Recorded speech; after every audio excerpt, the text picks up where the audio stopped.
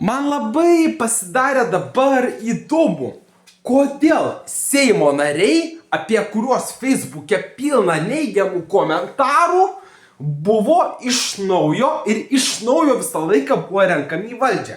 Visų pirma, tai Kubilinskas, Andrius Kubilius. Žmonės sakė, kad jį reikia nuteist už tautos valstybės naikinimą, už korumpuotų būdų priimtus mokesčius, už tai, kad jisai skandino valstybę skolose, bet kaip jūs paaiškinsit tokį dalyką, kad Seimo nariai pastoviai tie patys būna Seime. Ne visi, bet kai kurie Seimo nariai visą laiką būna Seime, nors prieš rinkimus žmonės nenorėjo, kad eitų į valdžią. Tai buvo komentarai. Komentarai, atsiliepimai apie Žemaitaitę, apie Palucką. Ir kaip jūs galit paaiškinti, kad po kitų rinkimų jie vėl valdžioj, jie vėl Seime. Nors žmonės juos keikia, kaltina, negražiai apie juos kalba. Suprantate, žmonės juos kaltina, keikia, negražiai apie juos kalba. Bet kažkokiu būdu neturintis, kaip pasakius, neturintis tautos pasitikėjimo asmenys visą laiką būna toj pačioj vietoj Seime. Nors jie neturi tautos pasitikėjimo. Kaip gali žmonės rinkti asmenys, kurie neturi, kaip gali būti išrenkami asmenys į Seimą, kurie neturi tautos pasitikėjimo. Ir žmonės apie juos labai negražiai rašo. Labai negražiai. Ir ta pati opozicinė televizija, žinai, OPTV, tai čia yra opozicinė televizija. Opozicinė televizija irgi juos kaltina. Ir jie tikrai prisidirbę yra. Bet po kelių rinkimų jie vis tiek valdžioj. Jie vis tiek valdžioj. Praeina keli rinkimai ir jie vis tiek valdžioj.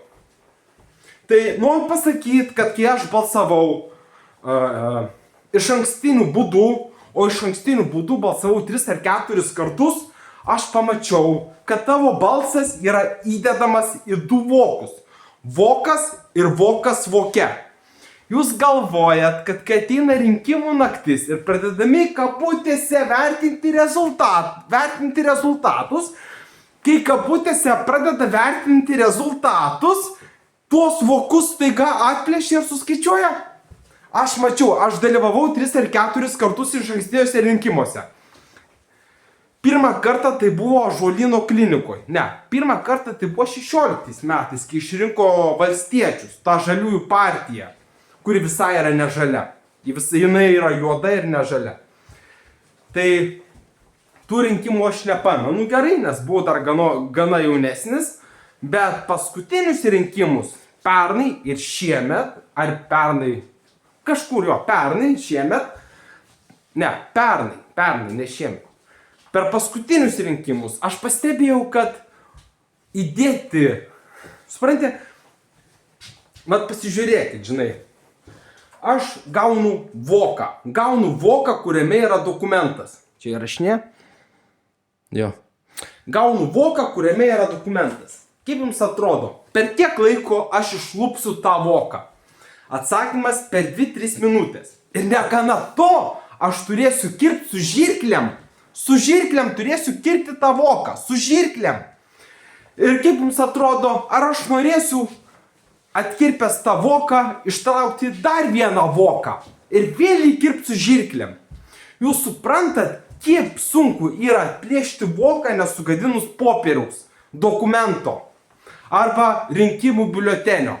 Tai aš noriu pasakyti, jie per kelias valandas ten 1000 tų vokų, kur žmonės balsuoja ne rinkimų metu, atkerpa su žirklėm ir atsargiai išima ir suskaičiuoja. Suprantate, suskaičiuoja iš ankstinių rinkimų metu, atsargiai suskaičiuoja tos vokus. Noriu pasakyti, joks žmogus, kuris apsiimtų šitą darbą, šito tikrai nedarytų ir tų vokų net plėšinėtų ir balsų neskaičiuotų. Ir tai yra vienas dalykas, kad iš ankstinių rinkimų metu biuletenių įdėtų į vogus niekas net plėšinėja ir jų niekas neskaičiuoja.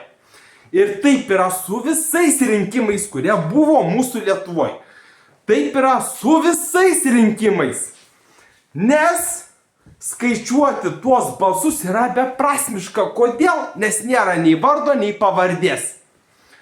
Vieną voką paimsi, antrą voką paimsi ir jau trečias vokas bus iš tų pačių dviejų krūvos.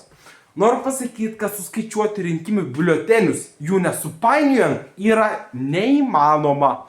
O jeigu jų neįmanoma, tai dabar prisiminkime referendumą dėl Lietuvos įstojimo į Eurosojūzą, lietuviškai Europos Sąjungą.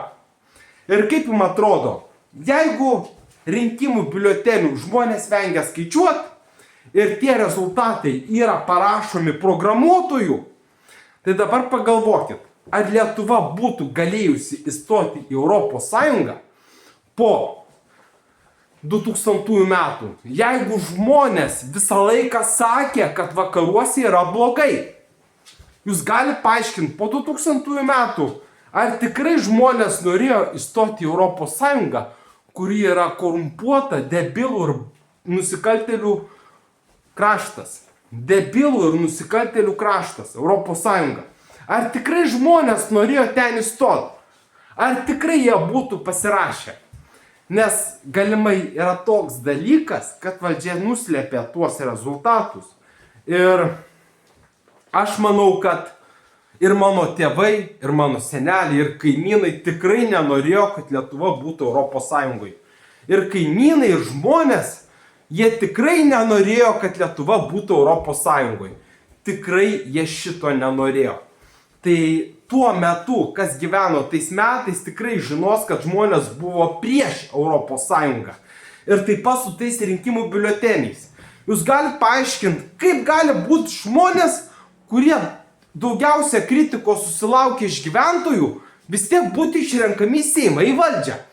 Kaip jos gali išrinkti į valdžią, kai žmonės jų nuo pat pradžių nekentė. Man labai keista, kai aš pasidomiu internete, kokie atsiliepimai apie Žemaitaitį, o jis 2-3 kadencijas jau Seime. Jau prieš šią kadenciją niekas jo nenorėjo rinkti. Aš pasižiūrėjau Žemaitaitį per televiziją, ar per internetą ten laidą pasižiūrėjau apie Žemaitaitį. Ir supratau, kad jis yra toks svoločius, toks aferistas, toks apgavikas. Aš už jį niekada nebūčiau balsavęs. Ir manau, dauguma lietuvų nei už Palucką, nei už Žemaitaitį nebūtų balsavę. Ir juo labiau už tą mentą, kaip ten, koks ten vardas, Saulius Skvernelį. Saulius Skvernelis jau prieš 7 metus buvo pajuokiamas kai kurių žmonių. Jau prieš 7 metus jo nekentė to Saulius Skvernelio. Jo nekentė, kaip ir Palucko. Jau prieš 7 metus iš jo tyčiojosi. Kaip gali būti tokie arba pajokos objektai arba kažkokie debilai visą laiką valdžioj per visas kadencijas. Per kelias kadencijas. Jeigu žmonės nemėgsta, kaip žmonės gali išrinkti tuos, už kurių nebalsuoja, supranti? Kaip žmonės gali išrinkti tuos politikus, už kuriuos nebalsuoja? Tai va, tie išankstinio rinkimų biuleteniai yra įrodymas, kad niekas jų neskaičiuoja ir Lietuvoje rinkimai yra suklastoti. Ir juo labiau, mes tikrai neturėjom būti Europos Sąjungoje. Mes tikrai neturėjom būti Europos Sąjungoje, nes už ją niekas nebalsavo. Tai yra banditai, banditams taip naudinga. O mes turėjom būti laisvi ir be Europos Sąjungos.